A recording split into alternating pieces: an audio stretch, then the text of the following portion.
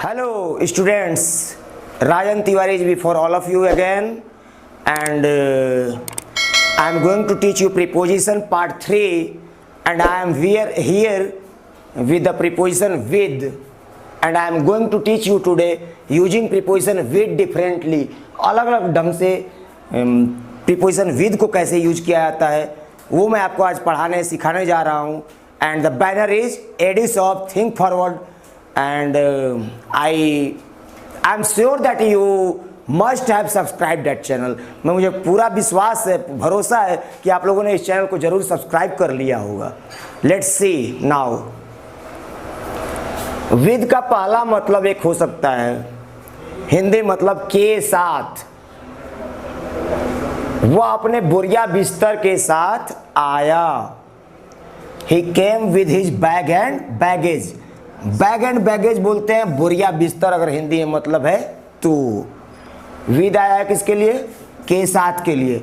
और मैं दूसरी बात आपको बताना चाहता हूँ इंपॉर्टेंट, जो आपके कम्पिटिटिव एग्जाम्स के लिए इंपॉर्टेंट होगा, वैसे प्रीपोजिशन विद भी काफ़ी इंपॉर्टेंट होता है. बहुत सारे लोग भ्रमित हो जाते हैं विद लगाना है, फ्रॉम लगाना है, से सोच के वगैरह वगैरह.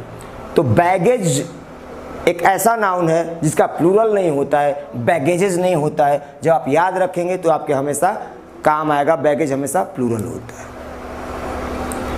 मैं अपने दोस्तों के साथ कॉलेज जाता हूँ. I go to college with my friends. Present indefinite चल रहा है. यहाँ भी आप टेंस सीख सकते हैं. मैं पिछले वीडियो से बता रहा हूँ. आया सब्जेक्ट ने कुछ किया, पास्ट इंडेफिनिट. सब्जेक्ट कुछ करता है, present indefinite. With do to. With का दूसरा मतलब हो सकता है से. से का मतलब क्या है? यहाँ पे शरीर की अंगों की सहायता से. हम लोग अपनी आंखों से देखते हैं. We see with our eyes. With यहाँ पे किसके लिए आया है? से के लिए आया है. आमतौर पर लोग अपने दाहिने हाथ से लिखते हैं. जनरली ऐसा ही होता है. आमतौर पर के लिए आया है जनरली. पीपल लोग राइट लिखते हैं, फिर से लिखते हैं. सब्जेक्ट कुछ करता है, करते हैं, प्रेजेंट इंडेफिनिट चल रहा है. With their left, sorry, with their right hand. जैसे अलग अलग एग्जाम्पल्स माइंड में होते हैं तो वो हो जाता है ना. जैसे वह अपने बाएं हाथ से लिखती है, फिर ट्रांसलेशन क्या होगा? She writes with her left hand. तो आपको पढ़ाते समय वो थोड़ा सा एग्जाम्पल्स दूसरे दूसरे चलते रहते हैं मूड में, तो इधर उधर थोड़ा सा हो जाता है. अब ओके, आगे हम लोग देखेंगे और भी. इसके बाद हम लोग विद का तीसरा यूज देखेंगे. फिर से इसका मतलब से होता है, लेकिन इस बार इसका मतलब क्या होता है? ये कब इस्तेमाल होता है? जब हम निर्जीव साधन की सहायता से कोई काम करते हैं. मतलब एग्जाम्पल देखिए, बच्चों ने बंदर को पत्थर से मारा. तो निर्जीव साधन यहाँ पे क्या है? पत्थर है. किसी खास बच्चे ने मारा. चिल्ड्रन के पहले द इसलिए लग गया. चिल्ड्रन मैंने जाना कि उन बच्चों ने मारा, मैंने देखा तब. चिल्ड्रन हिट, जब आप किसी को इस तरह से हिट कर, मतलब कुछ फेंक के मार देते हैं, लाठी डंडे से मार देते हैं, तो आप उसको क्या करते हैं? हिट करते हैं. किसी खास बंदर को मारा. विद स्टोन, पत्थर से. इंपॉर्टेंट फिर से यहाँ पे आ रहा है, ये कॉम्पिटिटिव लेवल में भी काम आएगा. स्टोन का सिंगुलर नहीं बन सकता है ए लगा के उसके पहले, ए स्टोन. और ना ही स्टोन का प्लूरल हो सकता है, स्टोन्स भी नहीं हो सकता है. ये कॉम्पिटिटिव लेवल के लिए जानकारी है, आप लोग ध्यान रखेंगे. शिक्षक ने छात्र को छड़ी से पीटा. किसी खास शिक्षक ने पीटा. पीटने की अंग्रेजी बीट होती है, और इसका V1 और V2 सेंटेंस पास्ट टेंस में चल रहा है, लेकिन यहाँ बीटेन नहीं हो जाएगा, कुछ और नहीं. Beat beat beaten. The teacher beat the student with a stick. किसी एक छड़ी से पीटा. शिकारी ने बाघ को बंदूक से मारा. शिकारी हंटर है. जब बंदूक से आप गोली चलाते हैं दैट इज शूट. तो V1 SHOOT होता है. V2 क्या होता है? ये होता है the tiger with a gun.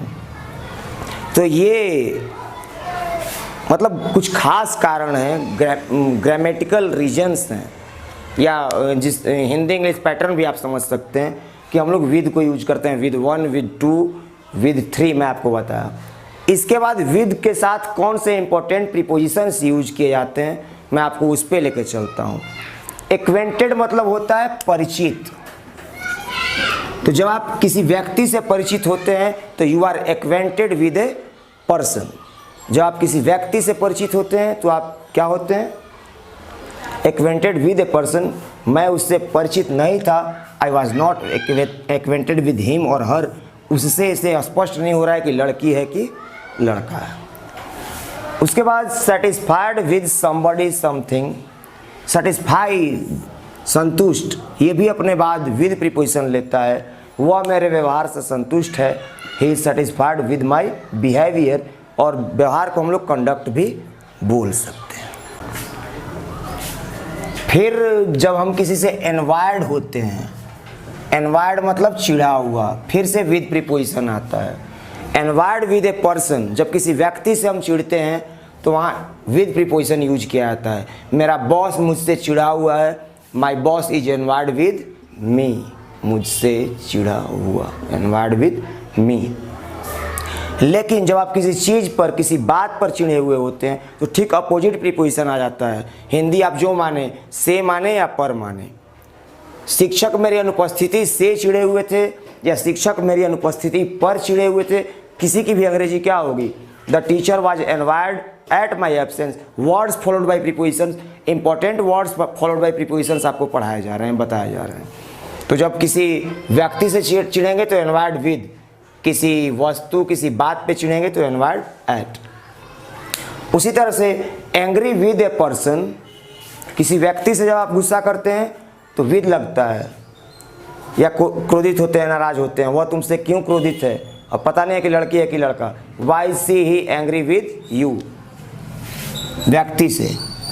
लेकिन एंग्री एट समथिंग, किसी बात पे नाराज या क्रोधित जब आप होते हैं तो वहाँ पे एट प्रीपोजिशन आता है। उसके पिताजी जरूर उसके असभ्य व्यवहार पर या से क्रोधित होंगे। His father must be angry at his rude behaviour. Rude मतलब असभ्य, एक आध बार पहले ही वीडियोज में बताए गए हैं आप लोगों को। और एंग्री एट मतलब जब किसी चीज़ पर क्रोधित, तो एट किसी व्यक्ति से क्रोधित। तो विद से जुड़े कुछ और इंपॉर्टेंट प्रीपोजिशंस में एग्री भी है। एग्री विद ए पर्सन, किसी व्यक्ति से सहमत, राजी होना, सहमत या राजी होना। मेरा दोस्त मुझसे सहमत था, my friend was agree with me. लेकिन जब हम किसी प्रस्ताव से, एग्री अपने बाद 3 प्रीपोजिशन लेता है। किसी प्रस्ताव से सहमत होते हैं, उस पर राजी होते हैं तो एग्री टू ए प्रपोजल होता है। वे लोग मेरे प्रस्ताव से सहमत हुए या प्रस्ताव पर सहमत हुए, they agree to my proposal. उसी तरह से एग्री ऑन ए मैटर या ऑन ए पॉइंट होता है। किसी बिंदु पर, किसी बात पर सहमत होना। वे लोग इस बात पर मुझसे सहमत हुए, they agreed with me on this matter.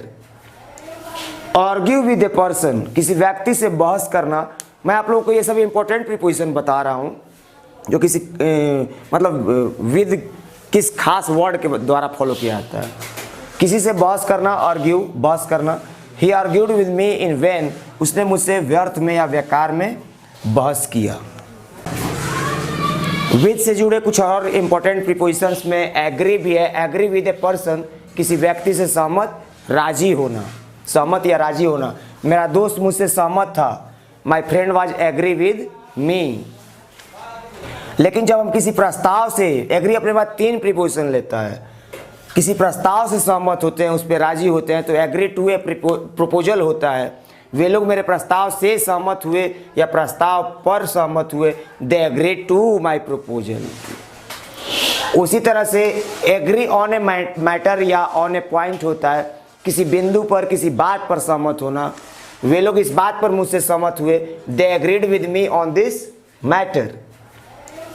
Argue with a person, किसी व्यक्ति से बहस करना। मैं आप लोगों को ये सब इंपॉर्टेंट प्रीपोजिशन बता रहा हूँ जो किसी मतलब विद किस खास वर्ड के द्वारा फॉलो किया जाता है।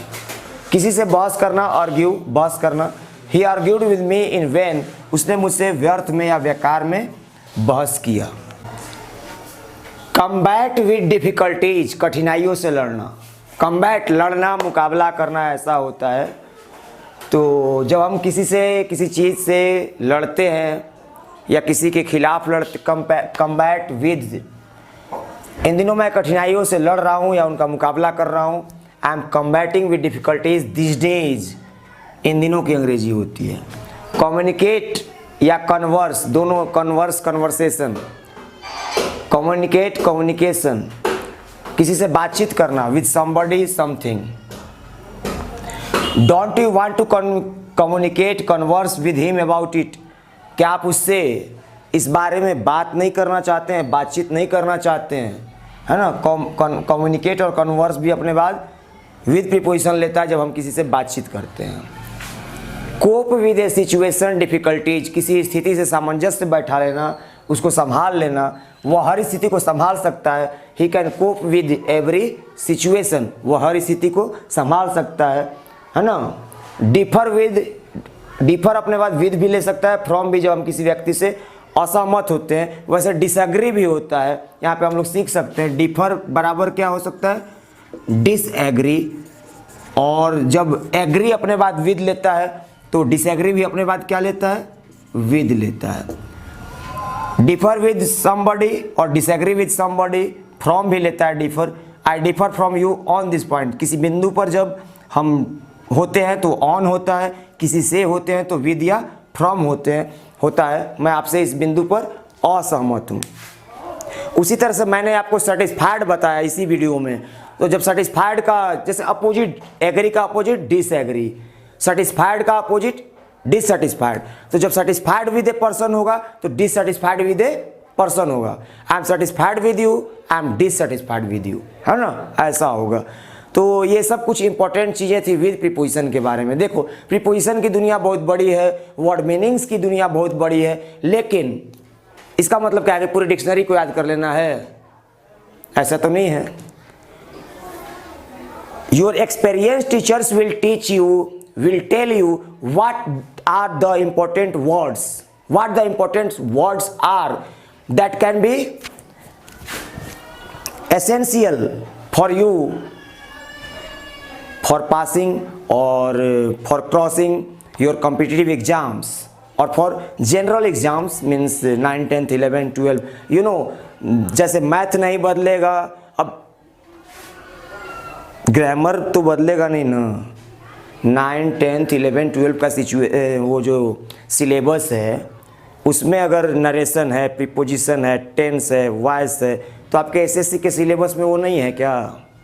आपके बैंकिंग के सिलेबस में वो नहीं है क्या? आर्मी वाला जो रिटर्न क्लर्क फ्लर्क वगैरह जो भी दूसरे टाइप का एग्ज़ाम होता है, क्लर्क वगैरह, मतलब जो भी इंग्लिश से जुड़े, तो उसमें ऐसा थोड़ा ना होता है कि उसमें नरेशन नहीं रहेगा, उसमें वॉइस नहीं रहेगा, उसमें प्रीपोजिशन नहीं रहेगा। अगर ये सब नहीं रहेगा, उसमें कंजक्शन से जुड़े सवाल नहीं रहेंगे, ये सब नहीं रहेगा तो रहेगा क्या फिर? तो मैथमेटिक्स वगैरह के जो कुछ बेसिक चीज़ें हैं वगैरह वो नहीं बदल सकती हैं। उसी तरह से इंग्लिश का ग्रामर बदला नहीं जा सकता है। तो हमें जो ज़रूरी चीज़ें हैं, इम्पोर्टेंट चीज़ें हैं, उन पर फोकस करना होता है। और प्रैक्टिस, एक बार वीडियो देख लिया, सुना हूँ कुछ, जैसे डॉक्टर राजेंद्र प्रसाद के बारे में सुना हूँ ऐसा कि वो एक बार कुछ पढ़ लेते थे, याद हो जाता था। All of us are not doctor Rajendra Prasad, हम लोग सभी डॉक्टर राजेंद्र प्रसाद नहीं हैं, या और भी कुछ ऐसे लोग रहे होंगे धरती पे, होंगे अभी भी बहुत सारे।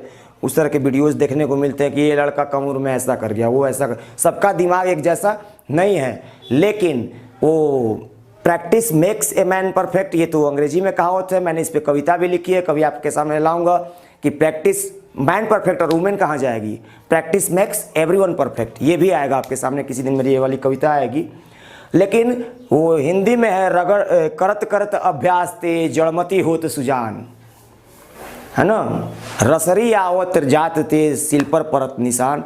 मतलब वो वरदराज की कहानी पे है, और रस्सी बहुत कमज़ोर होती है, लेकिन कुएं पे जो बार बार रस्सी गिराई जाती है और वो किया जाता है, या आपके नल के नीचे आप देखिए ना, जहाँ आपका नल है वहाँ से टप टप करके पानी गिरता है, तो क्या करता है, ड्रिपिंग, टप टप करके गिरना, तो वहाँ पे छिद्र हो जाता है। अगर बाई द वे नल से रेगुलर पानी गिरता रहे तो पत्थर में छेद हो जाता है। तो हमें प्रयास करने की ज़रूरत होती है, एक छोटा सा प्रयास, छोटे छोटे कदम, और हम लोग क्या कर सकते हैं, सफल बना सकते हैं। लेकिन आप एक बार सोच लीजिए कि सर का वीडियो देख लिया या किसी भी दूसरे टीचर का वीडियो देख लिया, एक बार क्लास में पढ़ लिया और फिर मैं सफल हो गया, तो इट्स इम्पॉसिबल। और इट कैन बी एक्सेप्शन, किसी खास के साथ ऐसा हो सकता है, सबका दिमाग एक जैसा नहीं होता। हम लोगों को परिश्रम करना होता है, हम लोगों को समर्पण दिखाना होता है, इसके बाद ही सफलता हमें मिल सकती है। And I believe that it's enough for the day guys. Keep on watching our channel. If you like the videos, if you like the teaching, like the video, subscribe the channel, share the channel. Thank you.